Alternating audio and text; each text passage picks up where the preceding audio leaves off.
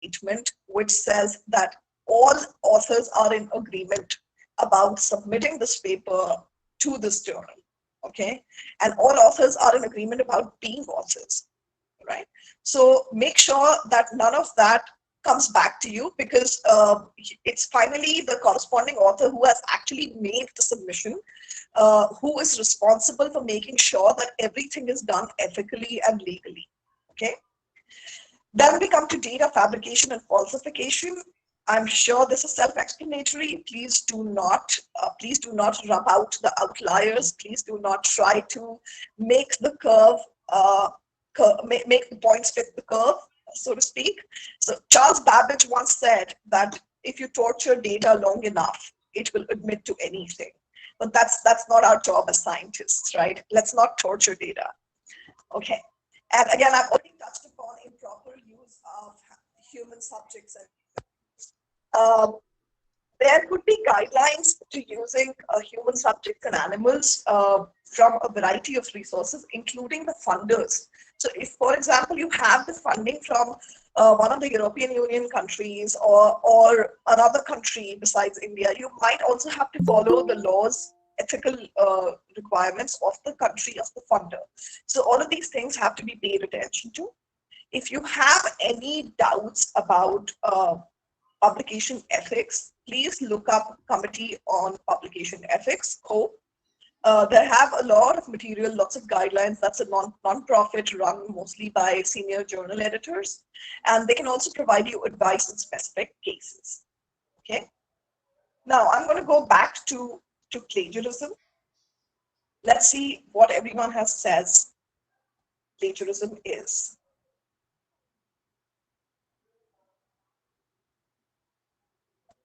Okay. Taking credit for someone else's work, unauthorized copying others' work without giving them credit, not acknowledging the contributor and stealing the ideas in own name. Again, copying without giving credit, copying without acknowledging the author. Okay, interesting. Let's go to the next slide, Indresh. And you can just make the whole slide appear. Just click on it so that the whole thing appears. There's animation on this. So what is plagiarism? Yeah, it is copying, but a lot of you have said that copying without acknowledging. So copying with acknowledgement becomes okay. Is that what you're saying? That may not be correct. Okay. So copying with acknowledgements is also problematic. Okay, because there are two aspects to plagiarism. One is the ethical aspect, which is talking about whether you have used someone else's idea and not given them credit for it. So if you give them credit, the ethical issue is resolved. But there is also a legal issue, which is the issue of intellectual property rights or copyright. That issue is not resolved just by giving credit to the original publication. Okay. Firstly, you should try to write the work on your own. Indresh, you have to keep going. There is more content in there. Okay. So you have to, no, go back now. Just one click back. Thank you. You have to give credit, and in some cases, you also have to take permissions. Okay.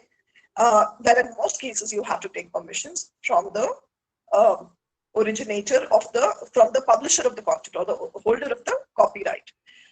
This is very different. The reuse policies are very different from publisher to publisher. Even within a single publishing organization, there might be different types of reuse policies for different products, for different journals, for example.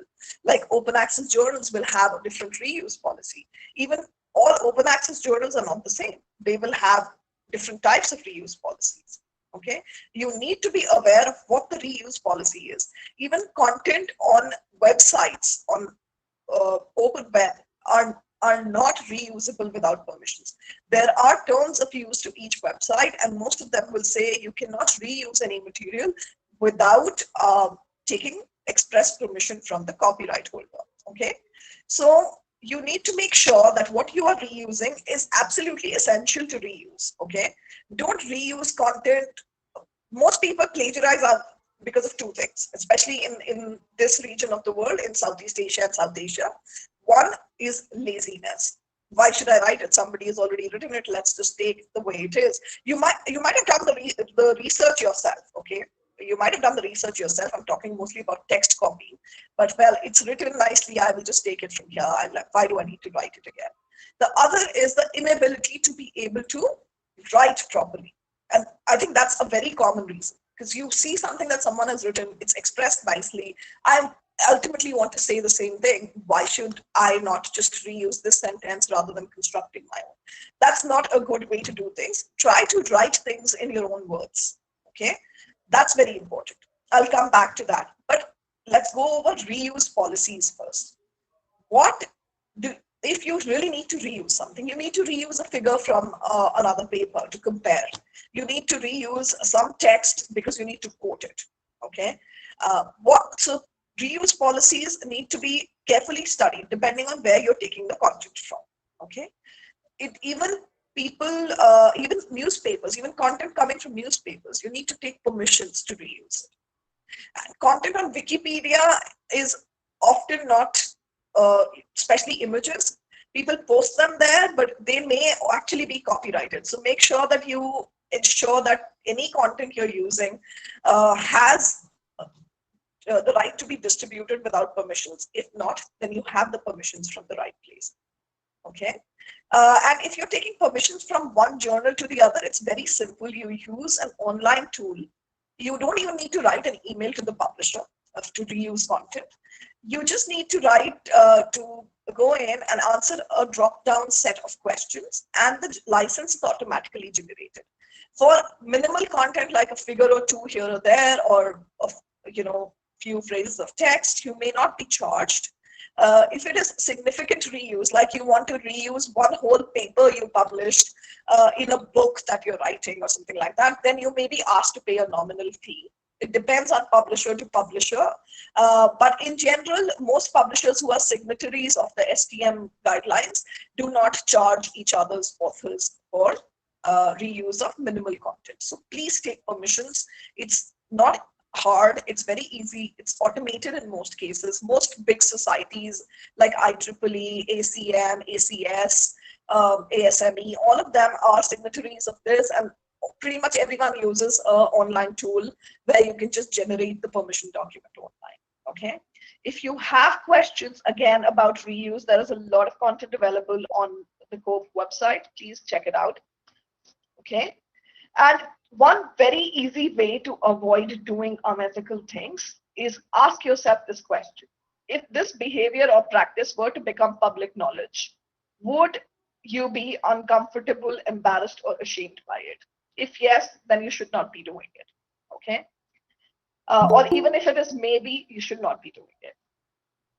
Okay, but if the answer is no, it doesn't mean that your internal guide has guided you right. So you might have to still ask some experts to clarify if you need to do something, if you might be doing something that's unethical, especially with regards to reuse of content. Please be very careful. Indresh, let's move to the next slide. And I actually want to talk about avoiding plagiarism pitfalls specifically. So now we talked about permissions and reusing content, and all of that applies even to your own content. Because when you have published a paper and now you want to reuse part of that paper or a picture from that paper in your second paper, the copyright still belongs in most likelihood to the publisher or the society who published it. So you need to take permissions to reuse. Okay. So while referring to published work, especially in the literature review section and abstracts, even if it is your own work, try to create new explanations and sentences. Okay. If you reuse anything, please make sure you mention where you got it from and what is it that you have reused. Do not, put images or content there without listing the resource. Okay. And I'm sure our friends from Turnitin will talk about how it gets spotted, right? And any exact usage where you are technically taking sentences because it is important for your work, please put it in quotes and give a proper citation. And if the content is large enough that it needs permissions for reuse, please take permissions. Okay. You should give proper references and citation, include links where required. And if usage exceeds permissible limits, again, as I said, obtain permissions from the copyright owner. And as I said, even the content on the internet is not free. Even the content in the newspapers is not free. Okay. And you should mention the source of every figure, table, and chart that you have taken from anywhere. Okay. And you can run your paper through one of these tools, Authenticate or Turnitin. I'm sure they're going to talk about this in the afternoon. Okay. And now I want to talk about, let's move on in Resh. I want to talk about using open access content. Just because it's open access doesn't mean you can reuse it without taking permissions. There are many kinds of open access licenses. You can read up on them. I have shown you some here in the slide. And details are available on the internet about how these licenses work. The most common license for open access content is the attribution CC BY license. Okay. In this license, you don't need the permission to reuse content, but you need to mention the source, you need to acknowledge the source, and ideally you should also acknowledge the license. Okay? But the other licenses that you see here, they are different. You cannot just reuse them without reading the terms. So let's look at the CC BY NC, for example. There you can use the content with attribution for non-commercial activities like giving a presentation, teaching your students, maybe in your thesis, but for any commercial activity, and publishing in journals or books is a commercial activity. Okay? You need to take permissions from the copyright holder. In cases of open access articles, in most cases, the copyright holder is not the publisher, it's the author of the article. Okay. So make sure that you take permissions, and if you're using open access content, please read up on the license under which it is distributed to help you guide in regards of whether permissions are needed or not. Let's move to the next slide, Imresh. And if you need more information, please visit our ethics pages on stringer.com and nature.com. And let's move on. Okay, so what do journal editors want from your paper? Okay. Before we go into the structure, you have to make sure that your work is good quality science. It will stand up to peer review. It is original. One, it is not copied. Okay, but sometimes even if it's not copied, it might still not be original. Original in the sense it's not repetitive. Someone should not have already done that work before when you're publishing original articles, right? And it should be an active research area so that the journal can get citations. That's very important for editors-in-chief of journals, right? To make sure that there are citations received for their journal. And it should be clear and concise writing, so it's easily understandable by the reviewers, it's easily understandable by the journal's audience. Okay, let's move on in English to the first core section. And this is actually what I call the core section. We're going to talk about manuscript structure here. I'm going to spend time on this one. I will spend a little bit of time on journal selection as well. But writing cover letters and all of those sections, they're very self-explanatory. I'm going to send you the PDF handouts of these slides via JMI, and you can use them when you're writing. So let's start with structuring the manuscript. You have to make sure, like I said, you're communicating. This is about communicating your work. So you have to tell a complete story. Okay, it should have a beginning, a middle, and an end. The most common model used for writing a research paper is the expanded IMRAD model, which gets its name from the 4 core sections of introduction, methods, results, and discussion. Okay, let's move on. We are going to look at these sections, but first we're going to also look at some specifics about how to construct things like title, abstract, and keywords. Indresh, let's move to the next slide. I would like to touch upon the writing order here. So technically, you should be writing your methods and results section while you're doing the study, because at that time the results are fresh in front of you. Write them roughly. You can, of course, edit them later. Make sure all of your raw data is preserved when you're doing your study. Introduction and discussion should be written after, ideally after selecting the target journal, because some journals might have guidelines on how to write these. Okay. The title and abstract should be written at the end because they are basically the advertisements for your paper. That's what most people will read. So it should be written after you have constructed the paper. Let's move on to how to construct a good title. Indresh, let's go to the next slide. The title is very important for grabbing attention, introducing a manuscript, and serving as a label for indexing. Please avoid jargon, abbreviations, and acronyms in your title. There's a very important reason why I say so. So to demonstrate this, I am going to give you a very common acronym. Sir, please Okay. mute the mics of the Well, it's participants. common for high school or middle school science. So I think most of you should understand it. And whatever it means to you, if you work in a different field from science, whatever it means to you, please write that in the chat box, and we will go over that. So the acronym is SHM. Okay. I can type that also in the chat box. So whatever this means in your field, please tell us what it means. Okay. Meanwhile, I will touch upon other aspects of the title. Let's go to the next slide, Indresh, and I'll come back to the acronym and tell you why you should avoid acronyms. So what should it include? What's important? What are the keywords for indexing? It should be short, ideally, okay? Less than 20 words. And it should state what was investigated, what was measured, and the sample the measurements were taken from, if you're doing a sample study. If again, all of these things can be replaced by the method for doing the investigation. If you did a survey, what was the population demographic like? So the main important points about what was done in the paper should be conveyed in the title. Okay. Many journals will not allow you to repeat your keywords with the title because the title is already a set of keywords. So make sure that the title words are not repeated in the keywords that you provide separately. You should avoid describing methodology, avoid any asking questions in the title, and avoid abbreviations. And this brings me back to our chat box. So I'm just going to go in and look if somebody has said something. Okay, so already we have two things that I was looking for. We have structural health monitoring for SHM and simple harmonic motion. Okay, that's Priya doing that. So Priya works for Springer Nature. Thank you, Priya.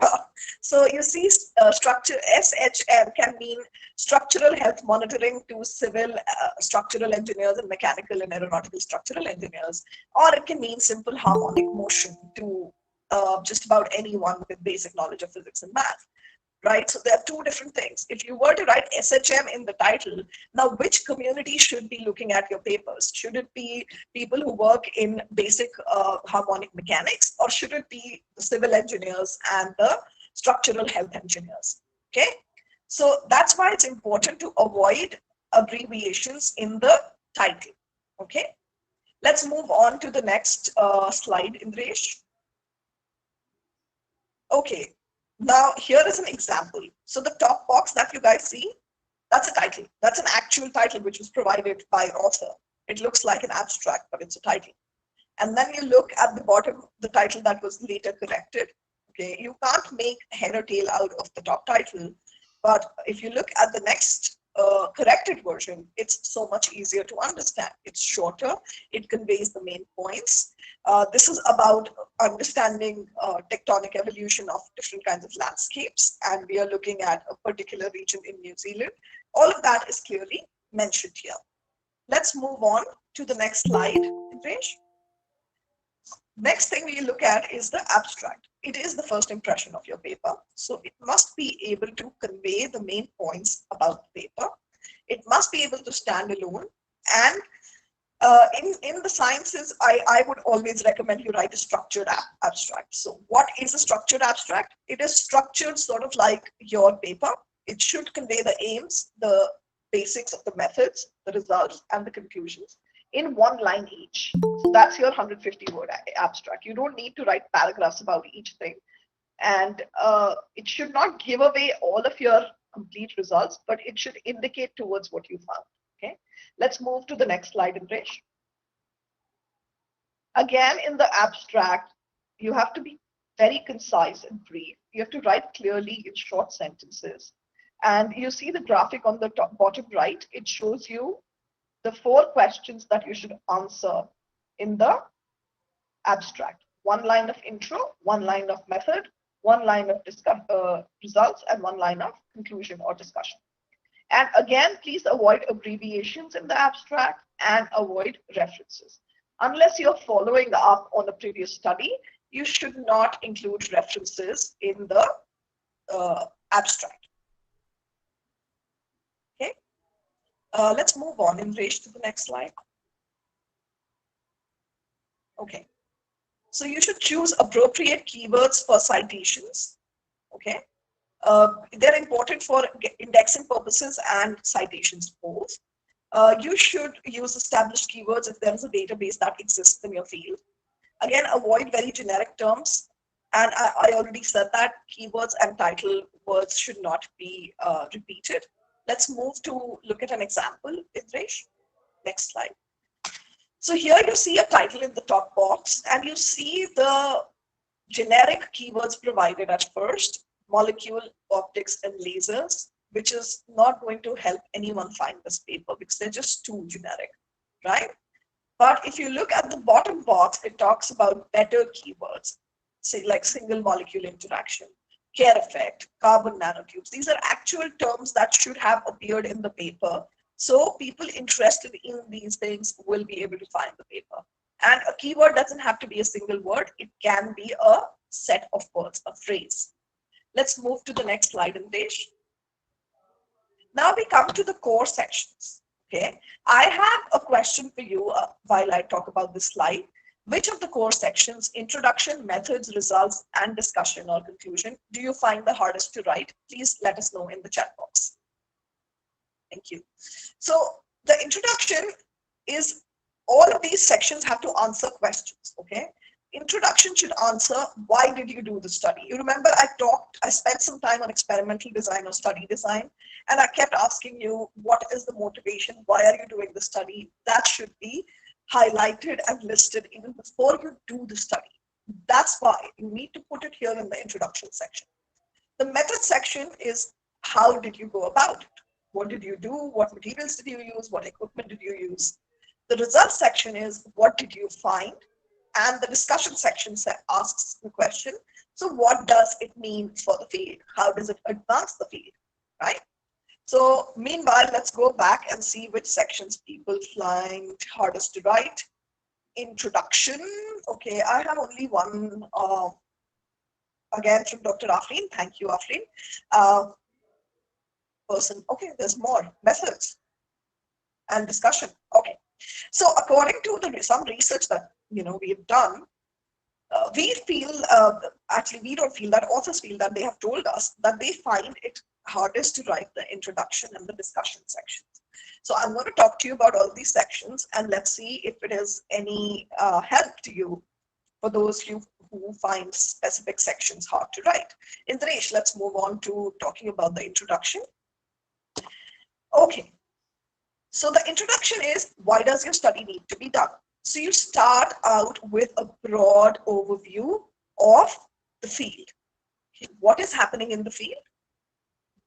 And narrow it down to where the problem is. Okay, where is the problem? What is the gap that you're going to be filling? And obviously, as I said, even in a single study, you may not fill the entire gap. And in a single paper, you're probably not going to fill the entire gap. You're not going to solve the whole problem. So what exactly are you going to solve in this paper? That's the aims, okay? So you introduce the topic, give a broad overview, narrow it down, up-to-date studies, cite the whole, give a whole review of the field, okay? A balanced perspective, and identify the problem or the gap, and then give a clear description of what you're going to do in this paper. How much of the problem will you solve? Let's move to the next slide, Indresh. Okay.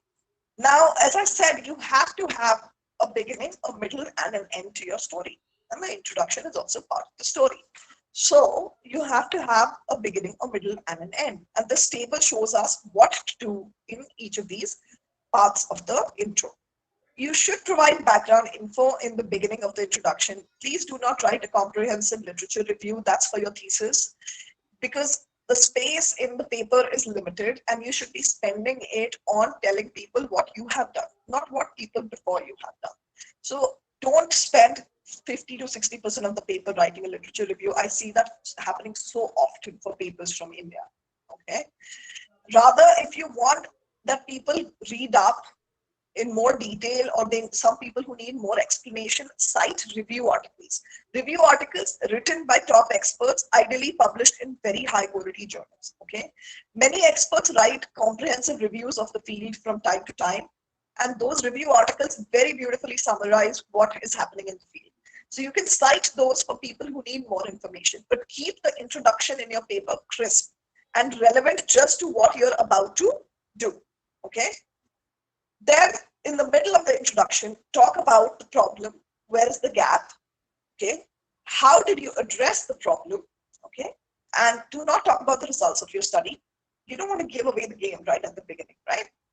So, at the end of the introduction, clearly state the aims of your study, state the methods, only name the methods. Descriptions are for the methods section. Okay. And make sure the citations are balanced. Balanced in the sense that you're giving a whole picture of the field.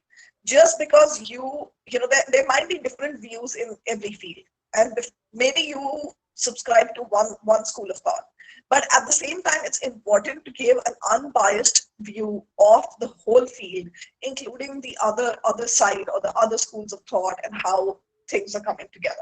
Okay, so balanced. And current doesn't mean that you have to wait. Okay, this person from University of Cincinnati is going to publish this paper. I must cite it. The paper's coming out today, so I will wait until it's published in Nature. No, you will give current means you give the most current view, broad view of the field.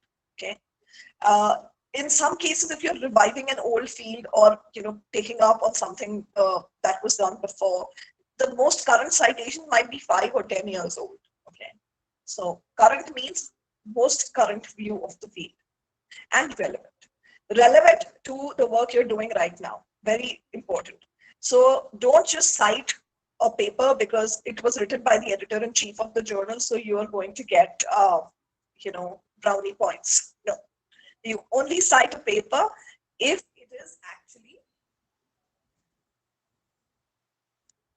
it is actually part of what you are doing here, if it is actually relevant to what you are doing here. Okay, let's move to the next slide, Imresh. Okay, the method section. The method section is about how do you go about it.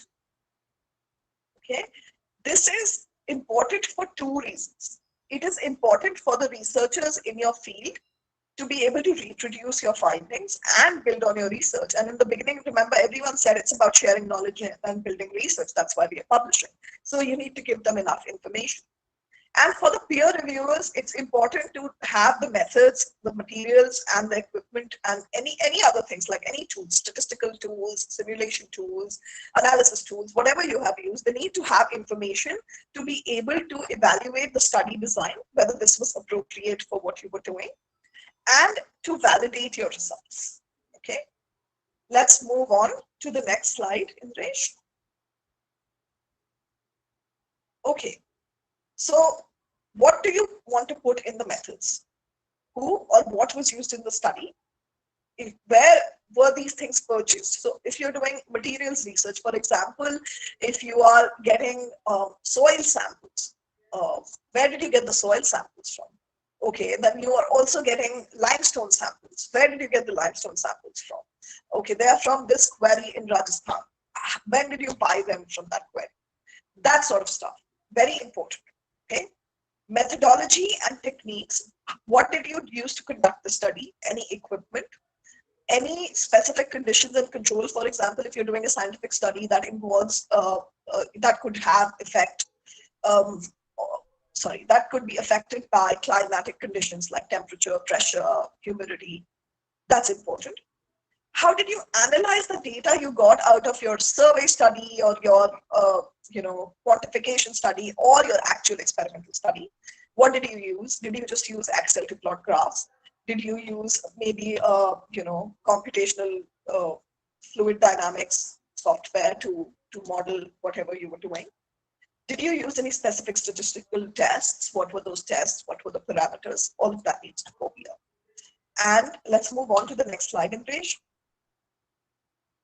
Try to break down the method section. It should have clear subheadings. Describe the methods in the past tense. So we took the sample and conducted strength tests on it. Okay, past tense. Always describe new methods in sufficient detail. If you're devising a new method, it is recommended that you write a separate methodology paper on it and publish it in journals that do that. If you don't want to do that, you could just put it on an archive server, self-archiving server, and give the link here on a preprint server. Or you could even have it attached as an electronic appendix. Some journals allow that to the paper itself. Okay. New methods have to be provided in sufficient detail because people need to be able to reproduce your study. Okay. Established methods should not be described. So if you are doing an established test, which everyone in your field is aware of, then please don't start describing it. Okay. This is not our whatever high school or college lab book where you need to sit down and describe the method again. So you need to just refer the method. People in your field know what the method is. At most, if somebody else has devised this method in a paper, give a citation. Okay. And describe all of the statistical tests used. Now I'm going to show you a very beautiful example, a long one. And I'm going to, as I said, I'm going to send you the PDF so it will be useful for you. Let's go ahead in relation to the next slide and look at the example. Okay, so here you see an example. I told you to use subheadings. Now, subheadings don't mean that you have to use, a whole paragraph, right? 400 words after each subheading. But breaking it down with these little subheadings makes so much of a difference to people who are reading. It also makes a difference to when you're writing it, okay? Breaking it down makes it easier for you to comprehend and write, and it makes it easier for people who are going to read your article to understand, okay? And you see the color here is only to show you what has been done. You don't have to include color. You see that they have described the manufacturers of the sample they obtained. This is from a biomedical field. Okay, so molecular biology example. They have described the countries. They have described who manufactured these samples. They have described each method as a small subheading, and they have described the statistics at the end. Let's move on to the next slide, Indresh. Okay, now we come to the results section. I think I might, okay, yeah, I think we're good. So the results section asks the question, what? Okay. Priya, can you unmute yourself? Are you still here?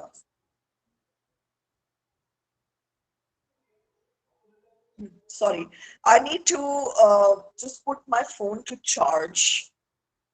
So I'm going to turn off my camera. I'm going to keep talking, okay?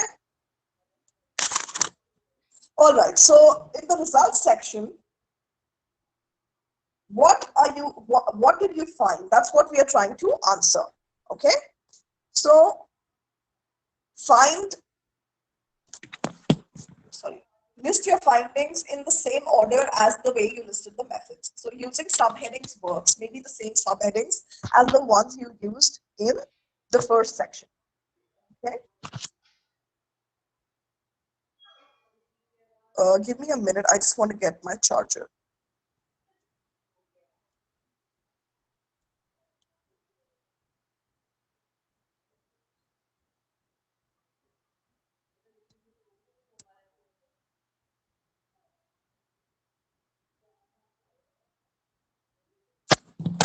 All right, I'm back. Yeah, so use the subheadings, use past tense to describe the results. So we found that the strength of the sample we used was so and so under atmospheric pressure and say 30 degrees of temperature, 30 degrees Celsius temperature. But refer to figures and tables in the present tense. Figure 1 shows the results from the strength test. Okay. Just present the facts that you have achieved. Do not discuss them right now. That's not required. Okay. And do not duplicate data among figures, tables, and text. This is very important. Figures and tables should be described near where they are. Okay. And do not duplicate that description in the perfect. Now my phone's charging. Do not duplicate that discussion in the text.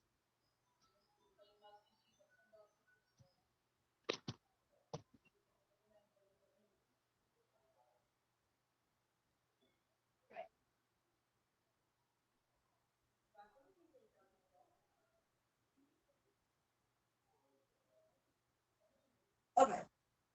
And include the results of statistical analysis. Next, let's move on in page. My phone is fixed. Let's move on to the next slide. Yeah.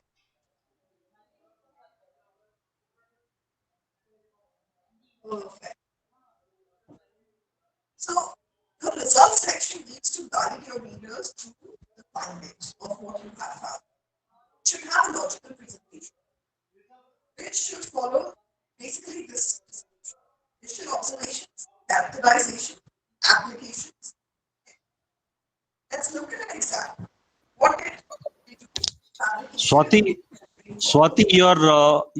your voice is distorted. Your screen is also upside down, I think. Yeah, Swati, can you listen me? Miss Maheshwari, please, you have to check your. Ma'am, please see your camera. Hello, Swati. Which you have, yeah. Next one.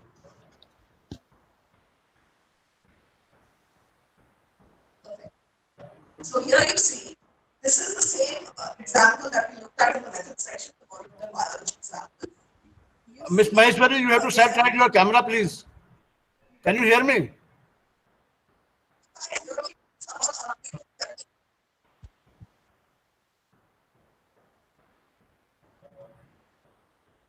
This is upside down actually.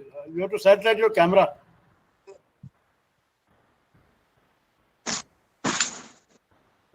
Can you all hear me? Swati, your voice is distorting and your picture is upside down. Okay, just a second. Yeah, now it's okay. It's okay now. 1 second. It's because my phone is charging. Is my picture okay now? Yeah, it's okay now. Yeah. And the voice is okay also? Voice is better now. Perfect. So I have taken off the headphones. I think my phone has a better speaker. Yeah. All right. So let's go back to the presentation. And so here you see the example of the same thing that we looked at in the method section. You see again how they have broken it down with these little subsections. And this makes it so much easier to read. And I talked about not duplicating data between figures and tables and the text. Now you see here the second part of this, the second section of this example. You will see the figures are mentioned here, but they're not described here. So where are they described? In the figure captions. Okay. So we will look at those examples also a little bit later. Let's move on, English. Okay. So figures and tables are very important. I'm sure you have all heard the old adage that one picture is worth 1,000 words. That is what you should be using here because you have limited words to use. You have limited number of pages, you have limited number of words to convey your ideas in a paper. So use your figures and tables effectively. Ma'am, your PPT is not. I can see it, Indresh. You can't see the presentation? I can see it. It is visible. It's Perfect. visible. We can see it, ma'am. Okay. I think somebody just said that they can't see the presentation. All right. So now we look at an example of how figures and tables should be presented. We see the caption. It looks like a paragraph, but that's fine. You have to describe the table where the table is, because sometimes, when people are reading, they want to understand what's going on in a figure or a table. And it's not always easy for them to scroll back and forth and understand what's going on in the table. Oh, that's what you said in the text over there. Or you flip back and forth if you're reading a print version. So it's important that you list all of the information about the figure or the table in its caption. And here you see in this example, even the footnote explains all of the acronyms that are used here. All right. This is how a table or a figure should be presented. Let's move on and look at some more examples in English. All right, so here again you see an example. I would like to talk about this a little bit. This is how you represent data in multiple panels. Now, this data is the same data in three different directions. It's noise data. It could have been put together on a single graph with like different dotted lines or different colors representing the different directions, but it would be too hodgepodge and so hard to read for the readers, okay? So just by taking a few extra minutes and breaking it down in these panels, the authors have made sure that people can read the data well in this figure. And you see, again, the caption is very detailed. Now, you could also have made three different figures out of this, but then you have to repeat the caption, you're wasting space, and it's better to just do this. Also, it's very important that you label everything perfectly. Many times, figures that are generated out of a software tool, for example, we are not able to clearly see the labels. So when you're putting it in your paper, make sure that if the labels are not clear, you edit it so that the labels have been clarified. You can use PowerPoint or Excel to edit the just the axis of the figures so the labels are clear. Okay, let's move on. Okay, now we come to the final section, the discussion section. So remember in the introduction, we started with an inverted pyramid, broad, narrow, aims. What do we do in the discussion section? We start to take a standing pyramid. We take the results and we broaden out the horizon. Okay. So you start with your results, summarize what you did, begin with the research problem. Again, okay, state the research problem again. We wanted to do this. We used method so and so to do this. Okay. We found, okay, let's go back to my water treatment membrane example. So what did we want to do? We wanted to create a water treatment membrane so that we could treat wastewater and in dry and arid areas and make it useful for drinking. Okay. We used a 3D printer and certain materials to create a membrane which is able to withstand the heat of, let's say, the western frontier in Rajasthan and Gujarat, where it's very hot and arid, and the commercially available membranes are not able to fulfill the requirements of this region. And they're also way more expensive than what the local municipalities can afford. Okay, so that was what we wanted to do. That was our study design. What did we find? We created the membrane, we evaluated its characteristics and properties under different temperature and pressure, and we evaluated the efficacy in removing particulate contamination. Okay, so from farm-based water, for example, so what was the efficacy? We found that the efficacy was 75%. What does this mean? Interpreting the findings. 75% is rather low compared to the efficacy of the commercially available membranes, which can remove particulate contamination up to 97%. We could probably improve the membrane or add another filtration process to make sure that the water can be used for potable uses. But this membrane can be used to treat wastewater for non-potable uses such as farm use and use in for bathing and cleaning purposes. But to make the water potable, we need further filtration. that's the way you interpret your results. What did you find? What did you do? Maybe it didn't work out the way you did wanted it to. So I'm listing the unexpected and negative result. I'm listing the limitation of what I have done. Okay, it didn't turn out how we wanted it to, but it can still be used, and we are working on another material to test another membrane, which will probably have better efficacy. Okay? And main conclusion should always talk about the implications for the field. So we have a portable membrane, which is cheap. Oh, sorry, we have a filtration membrane, which can be 3D printed in a small lab. It is useful. It costs 1/10 of the commercially available membranes. It is useful for filtering water for non-potable uses. But for potable use, we will need it. The water will need further filtration, and we are working on a new membrane that will have better efficacy. Let's move on, Indresh. So all of the things I just told you, the 3 sections that I just talked about in with the pyramid, they are the beginning, the middle, and the end of the discussion.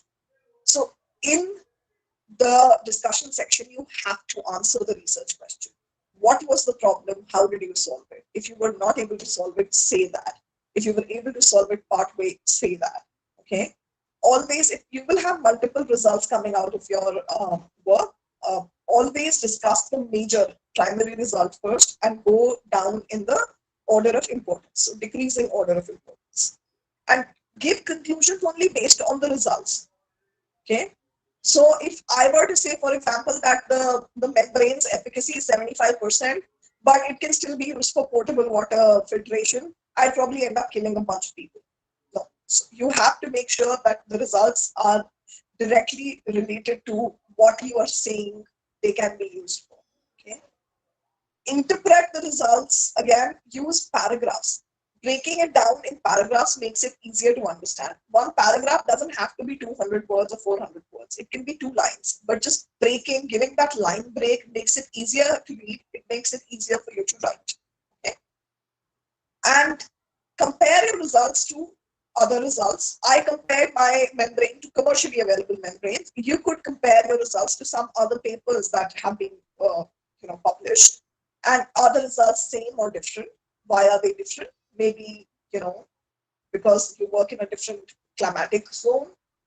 Maybe because you work in a different economic zone if you're studying business or economics. And why are they different? You have to explain that. You have to reiterate your conclusions at the end of the discussion, like I did. And at the end, you could use a signal like in conclusion or in summary. Please mention all the applications and speculations if appropriate, and future work. I mentioned that we are working on another membrane. You could also say future work could be done by another group who has specialization in another area, for example. Okay, let's move ahead. Okay, as I said, it is one of the most difficult sections. I think we had, in the survey we had a 50-50 between introduction and discussion almost.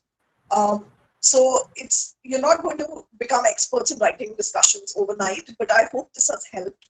Again, for those of you who said that they had specific issues writing certain sections, please be honest and tell me in the chat box if the coverage in this section has helped you while I cover the rest of the slides in this section. And I'm going to give you these slides again. So this is a very good summary of how you should write the discussion section. You should print it and keep it while you're writing. Always, let me remind you, present the negative results or ambiguities, because if you don't, the reviewers can see the gaps. If there are limitations to the study you did, for example, I wanted to create a membrane for drinking water, but I ended up creating a membrane for non-drinking water use. It's still useful, right? So make sure that you describe the limitations and still talk about the usefulness of the work that you have done. Even if you got all negative results, it's still important. There are journals which publish negative results just to make sure to let the community know that this is how it cannot be done. This is how we cannot solve this problem. Okay? So negative results are also important. All right, let's move ahead, Enrich. This is the last slide about the discussion. This is very important. Please be humble in discussing.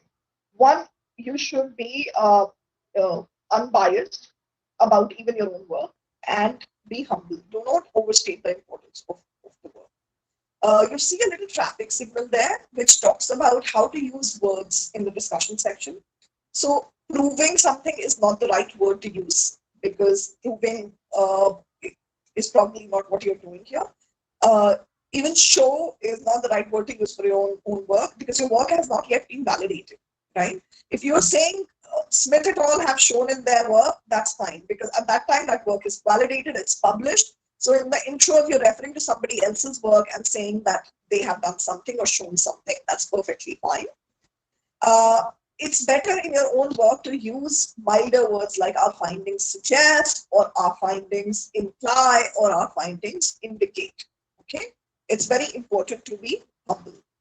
Now let's go ahead to the next slide. This is again a great resource, I think, for you to print and keep and use. So you should answer the 4 key questions. This is the structure of your paper. You start with a broad overview.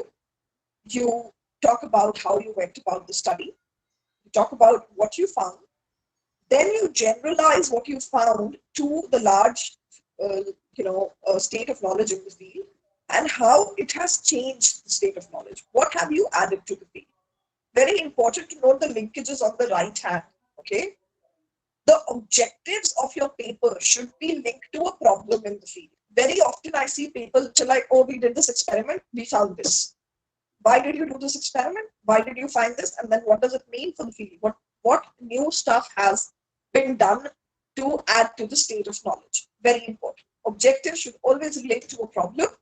The results should always relate to the objectives. Okay? And the implications in the field should relate to the problem. Even if they don't go all the way to solving it, or even part way to solving it, they should be related. What does it mean for the field? Maybe you didn't solve the problem. Maybe you only found a way in which it cannot be solved. Okay, so make sure that you relate these elements. It's very important. Logically linking ideas through the manuscript. It's of it's of great significance. Let's move on.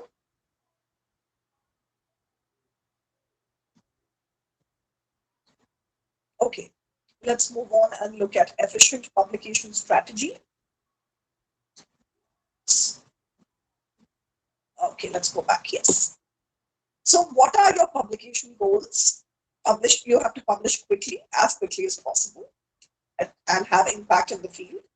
You have to choose the most appropriate journal for this, and you have to communicate the study's relevance to the journal.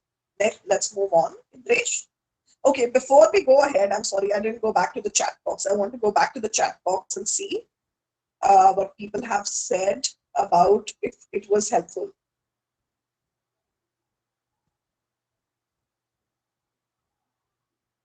Okay.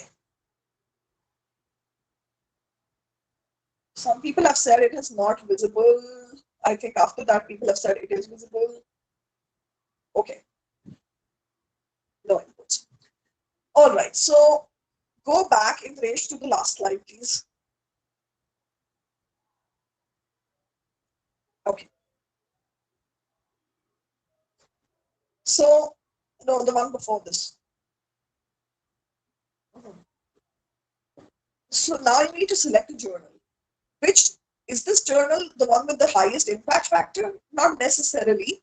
This is the journal that will be the highest impact for your work. Okay, it is the journal that will best reach your target audience and maximize your impact in the field. That's what you want. Okay, the current highest impact factor journal would be one of the medicine journals from the US, which have impact factors of 170 or something like that. That's not the journal you want to publish in. I mean, if you work in mechanical engineering or behavioral economics, why would you publish in that journal, right? So the highest impact factor is always not the right journal to publish in.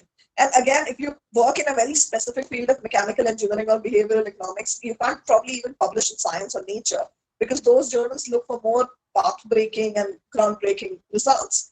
But your work is relevant to your particular community. So you need the right journal to reach that community. move ahead, please, Indresh.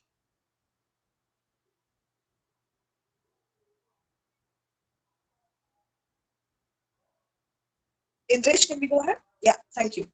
And then another question that arises is, for whom are findings relevant? Are they relevant only for your field? For example, if you are working in behavioral economics, are they relevant only for other economists? Or are they also relevant for sociologists or psychologists or, people who analyze consumer patterns, okay, or consumption patterns? So that's very important. So that's how you need to understand if you need to go with a very narrow scope journal or with a journal which has a slightly broader scope where other people also look at the papers. Let's move ahead, Indresh. And the third question we ask when choosing the appropriate journal is, do you need open access publication? Sometimes your funder might mandate an open access publication. So then you need to make sure that the journal you will be sending your paper to at least has an open option or is a hybrid journal, okay? Even if it's not fully open access. Let's move ahead. So we're going to talk about open access for a little bit, okay? What is open access? First of all, let me just demystify it for you. So open access is just a business model, okay? Open access basically lets the reader read for free. So somebody has to pay the publication cost. So they are paid by either the author or the author's institution or funding agency to make sure that the paper remains free for the readers. Okay? There is nothing morally good or bad about open access research. The quality of the journal depends on, again, who is running and publishing the journal. If you publish with a good quality publisher or good quality society, then they will, use the same parameters that they do for non-open access journals. The review processes are stringent. The reviewer boards are good. So make sure that when you're publishing with open access journals, you identify that the journal you're publishing with is genuine. I will just come back to predatory journals after this. So some of the benefits of open access publishing are that it fulfills institutional mandates. It increases accessibility to your findings. Obviously, because it's free, so people can find it easily and they can read it easily, so it increases the number of downloads. It allows you to retain the copyright to your work. In most cases, as I said, the authors are the copyright holders of open access articles. It's published quickly online in the sense that you don't have to wait. Most traditional journals, you have to wait for your paper to be assigned to an issue and volume. You don't have to do that with most open access journals because they work in a online only mode. So the paper is assigned to an issue and a volume as soon as it's published. There are fewer restrictions on word limit and figure limits, again, because most of these journals publish in online only mode. So they don't have to think about print costs later. So you don't have as many restrictions as you do with traditional journals, which may have print costs and other costs associated with them. Okay, let's move ahead.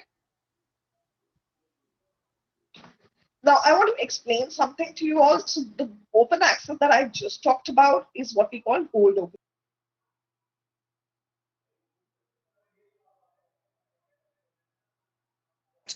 It's immediately open access after publication and usually published under a Creative Commons license. Okay. There is a fee paid to the publisher. Of course, here it talks about a book processing fee, that's for open access books, but on an article processing fee for journal articles. Okay. Now, there is something else called green open access or self-archiving. This is, a government mandated self-archiving. It comes primarily from the European Union. This is for authors who have published in a closed or subscription-based journal and they want to share their work. So they're allowed to do so after an embargo period, typically. Typically, the embargo period is no larger than 12 months. So if today you have published in a subscription-based journal, you can share your own version of the final manuscript, not the publisher's PDF, on your institute repository, on some sort of sharing platform, social media, by email, or whatever, whichever way you like. You can use that to share your archived, self-archived manuscript, not the publisher's version, not necessarily. After an embargo of typically 12 months. This is called green open access, which lets you share your content. We have an initiative related to green open access, which makes it easy for people to share content right away after publishing. I'll talk about that at the end a little later. Let's move to the next slide, Indresh. I want to dwell a little bit on predatory journals. Not all open access journals are good or trustworthy, because a lot of people misuse the open access model to just make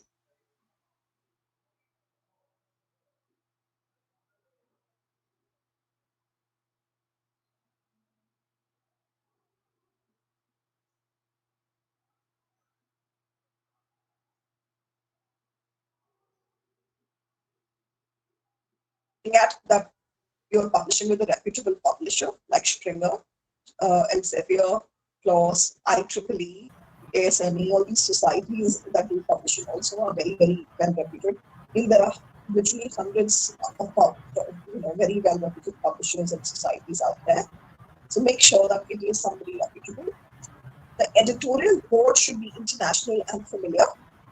You should know some of the top names. Some of the top researchers in the field should be part of the editorial board. It should be indexed by common databases. Now, please be very careful. It should be indexed by Web of Science, Scopus, these common databases. Sometimes these predatory journals are also indexed by indexing services that are not of a high quality. Okay? So you might see an impact factor, but that impact factor doesn't come from Web of Science. That impact factor is just allocated by some random indexing agency. So it's not the real impact factor that you're looking for.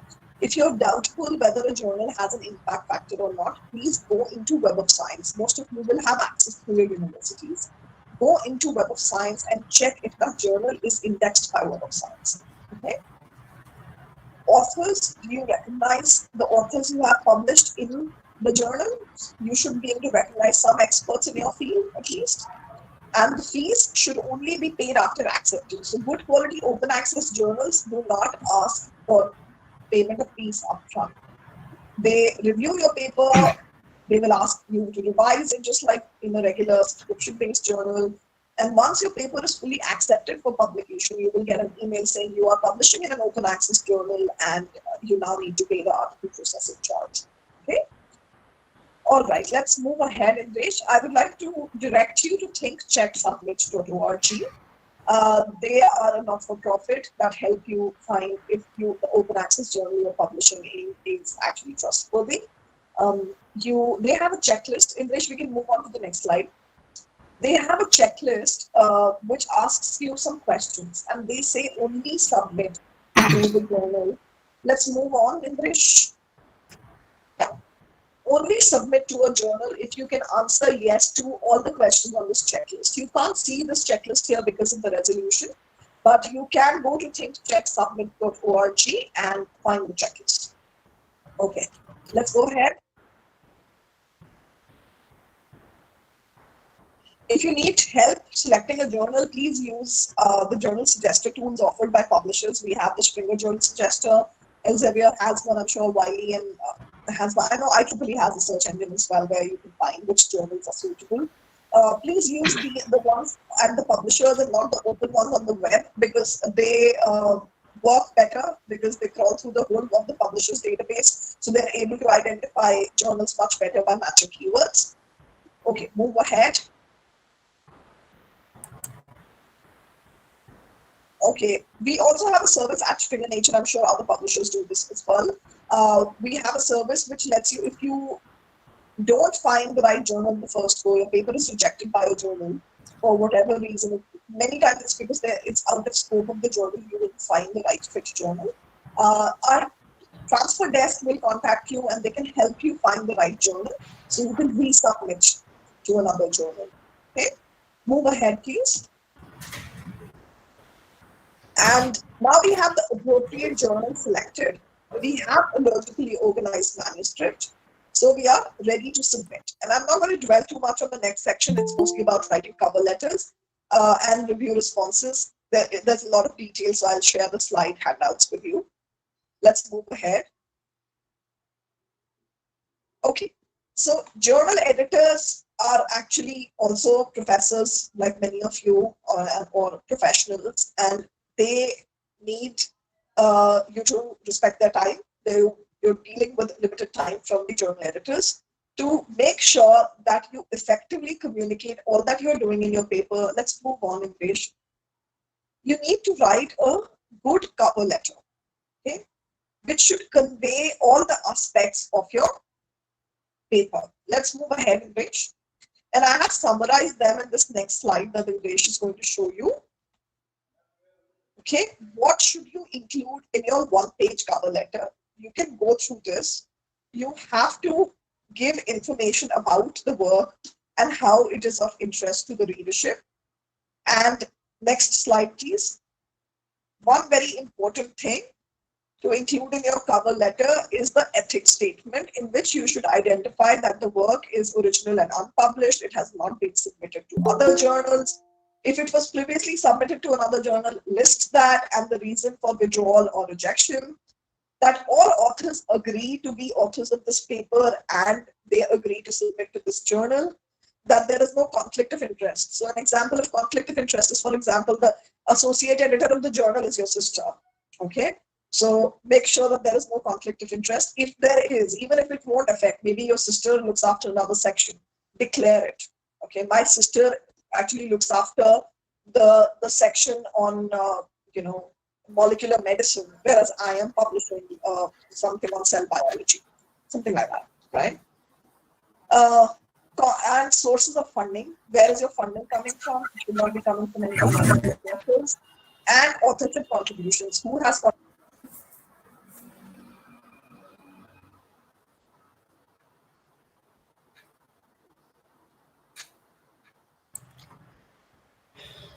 I think there is some problem. Yeah, she's back.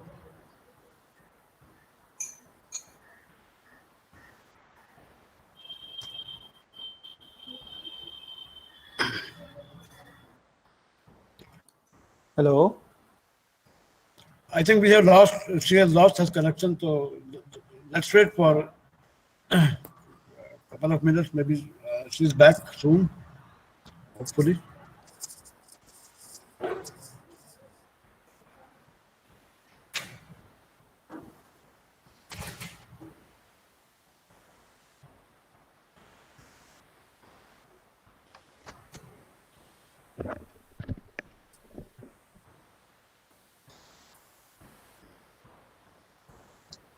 Hi everyone, I'm back. Can you all hear me?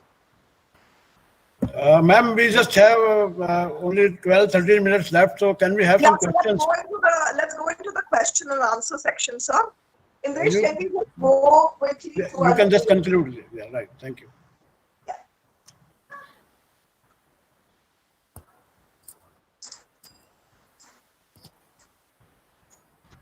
Okay, I think we are almost done. I'm going to leave the section on writing cover letters and review responses for you to look at. This is just the journey of your manuscript, which we have already talked about. We've already talked about in detail about peer review. I would just like to say that when you're responding to peer review, this is my last comment. When you're responding to peer review, make sure that you respond to all of the comments and you make it easy to see corrections. And also, please make sure that you're responding to comments with a lot of detail. And also, make sure you're responding to comments politely. So, for example, you might get a comment that you have not cited papers 1, 2, and 3 by Smith et al. They have done some great work in this area. And you say, oh no, Smith et al., they don't know what they're talking about. It's completely irrelevant. So that's not a good way to say that, because in most cases, you don't know who the reviewers are. So the reviewer who's asking you to cite Smith's papers might be Smith, right? So it's important to respond to reviews politely.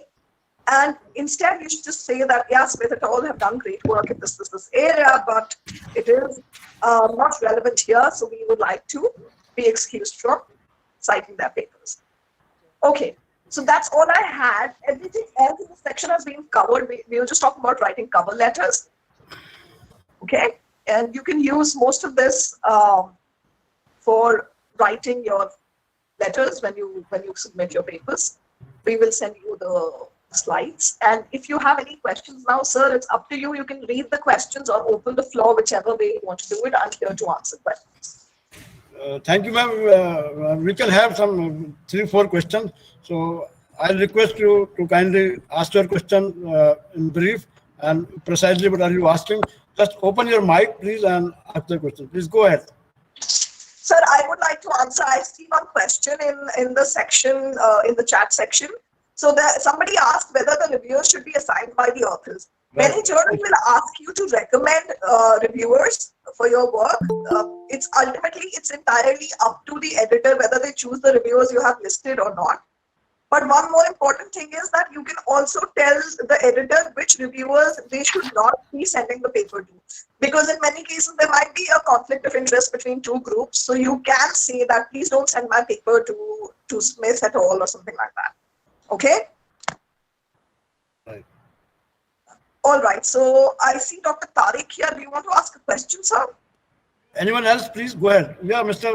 Srinivasu, please go ahead. Open your mic, please. Open your mic. Can I ask? You have to unmute your mic. Yeah. Okay. Is it? Am I audible, sir? Yeah. Please go ahead. Yeah, First you're of, yeah. Please go First of all, I would like to thank Ms. Swati ji. It's a very excellent and delightful presentation. I would like to congratulate Tariq Sab also. Please go ahead with your question. Yeah, We are asking for questions. One question is, can you share with us your list of Springer's list of journals, number one? And all your journals are listed in UGC care list. That's my question. Sir, UGC list is not dictated by us. You can go and check the UGC list. At any point of time, many journals are in the UGC list, but at this point of time, I can't tell you how many are. It's better to check the UGC list. And we have 3,000 plus journals. It's best to access the list on the Springer.com platform or Nature.com platform. Yeah. Okay. Thank you. Thank you so much.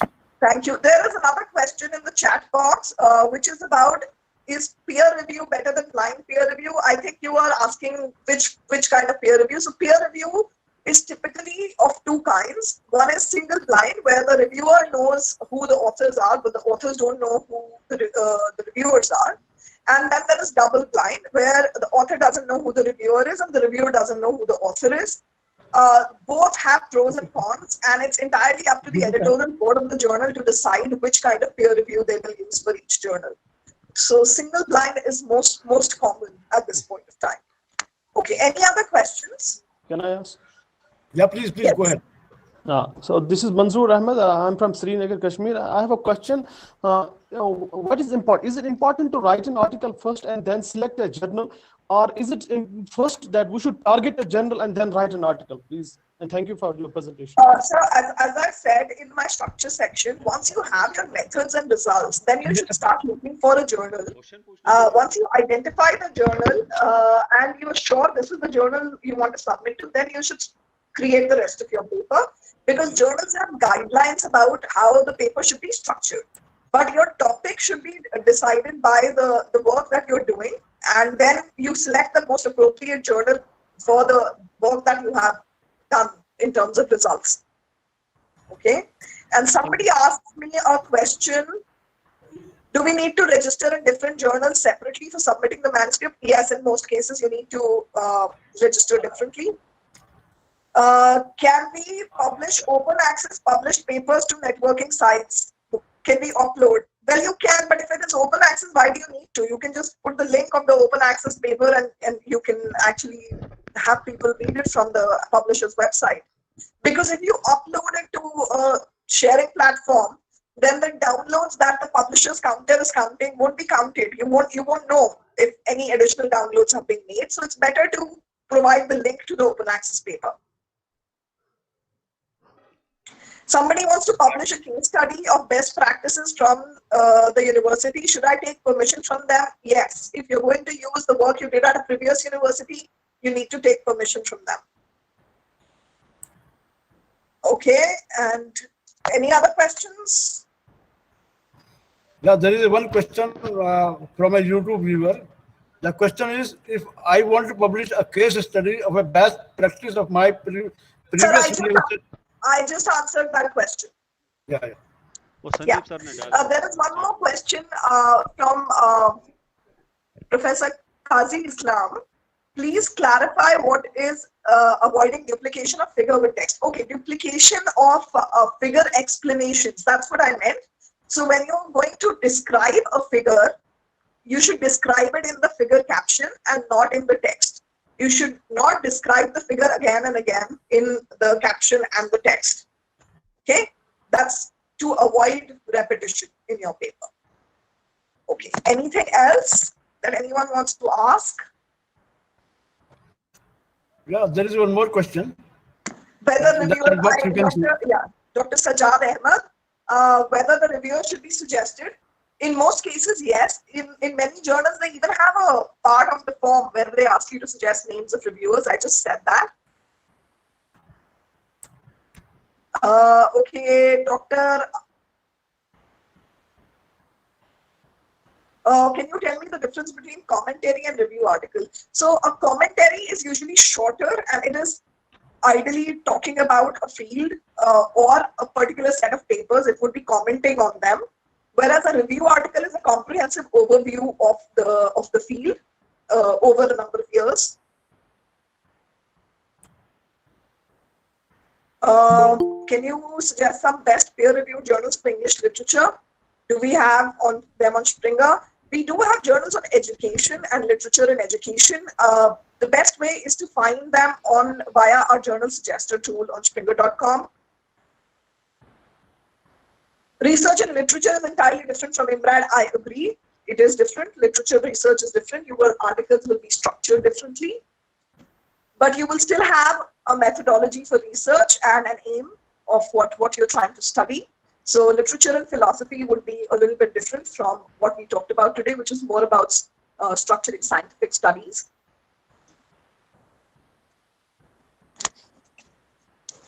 Okay, anything else?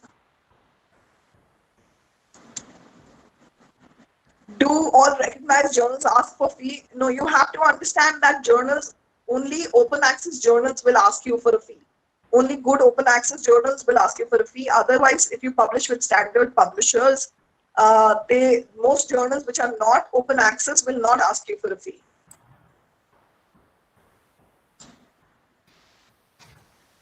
What is the difference between a peer-reviewed and a refereed journal? It means the same thing. Can you please tell us where we can check impact factor? You can check it on Web of Knowledge, Web of Science.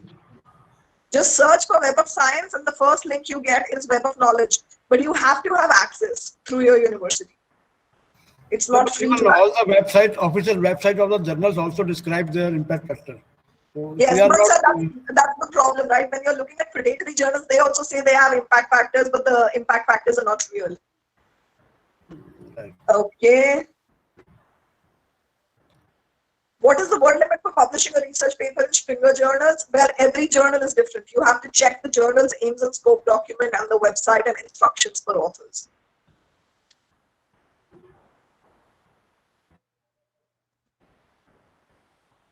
All right. If there are no more questions, I think we still have 2 more minutes. So if you have questions, please ask them. And while we are waiting for any more questions, I would like to say I'm very sorry about technical issues. Yesterday we did a test run and everything was running fine. And today we had so many technical issues with regards to my login. What is the best way to publish in Springer journals? Well, go find the right journal and submit to it. And follow all the rules I talked about today. Dr. Tariq, is there a way when I send you the PDF handouts, is there a way that you can get it to everyone, including the YouTube registrants? Yeah, you can mail it to University Librarian at jmi.ac.in. Absolutely. I will just do it right after this. We will be sharing it. Yeah, you can mail us. So yes. Thank you, ma'am. Thank you very much. It was a wonderful session. Thank you so much, sir, for inviting us. Once again, many apologies for the technical issues. No, thank you very much. Thank you. So we are extremely, privileged to have you this morning, and it was really, worth listening to you. Thank you for your time.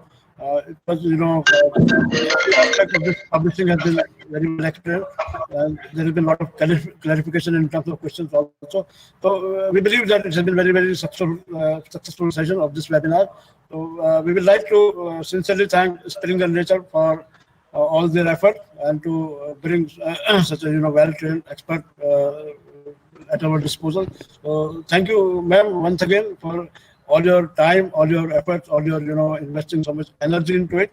And we look forward for much more interaction with you, with Springer Nature in coming years.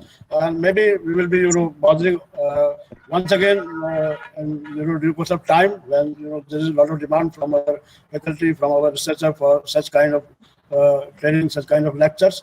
So with these words, we would like to close this session. We are indeed very happy that we are following the timeline, very efficiently since morning. We had our inauguration at 10 sharp. So we'll be closing it for 1 hour for a lunch break. Then we'll be having our session number 2, which will be on plagiarism and how to avoid plagiarism from Turnitin. That is another interesting area for us to know what are the challenges of plagiarism and how Turnitin is dealing with it, how to analyze the reports generated by Turnitin, what is the difference between similarity and plagiarism. So this is another very fertile area of debate and discussion. So we look forward for this session, and I thank all the participants for their presence since morning. I believe that they will come back sharp at 10. We will be posting the feedback form at 4:30 p.m. today. Your certification will be, dependent upon filling up the feedback form. So kindly remain present during all these sessions. All these sessions are very, very, informative, very useful in terms of content, in terms of, clarification and queries being answered. So with these words, I would like to take your permission to close, and we will come back at 1:30. Thank you, thank you, everyone. Thank you so much. I hope everyone enjoys the afternoon session. Thank you. Thanks. Wonderful. Bye. Thank you. Thank you. Thank you, sir. Thank you. Please Thank come you, back at sir. 1:30. Please come back at 1:30.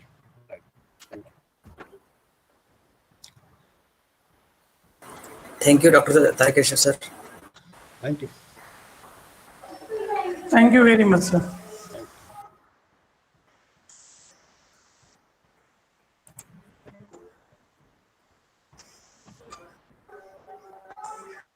VC madam तो on होती है, वो चली जाती है. Now we will join at 1:30.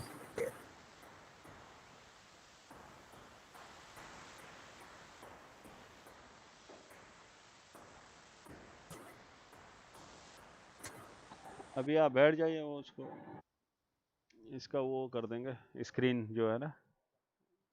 वैसे मैंने बहुत सारी सेटिंग चेंज करके अब ठीक हो गया. अब वो थोड़ा सा स्क्रीन उसको चौड़ा करेंगे दूसरे सेशन के लिए. इसमें तो ज़्यादा आवाज़ ज़रूरी थी. ये जो मैडम का सेशन था, इसमें डिस्प्ले से ज़्यादा उसको बोलने का वो था.